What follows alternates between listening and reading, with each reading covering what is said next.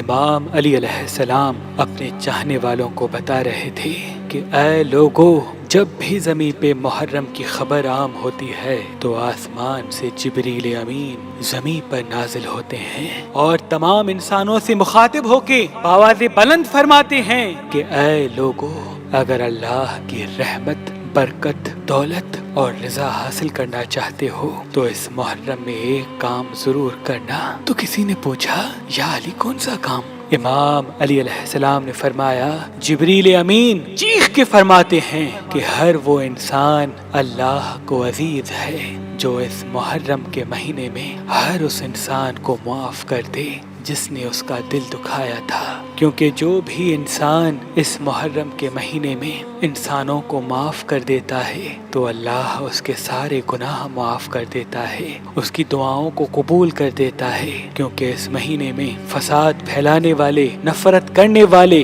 حسد کرنے والے انسان پر اللہ کی لعنت برستی ہے، اور معاف کرنے والے، آپس میں محبت امن کے ساتھ زندگی گزارنے والے، ایک دوسرے کے احساس کرنے والے انسان پر اللہ کی رحمت برستی ہے، اللہ کی رحمت برستی ہے۔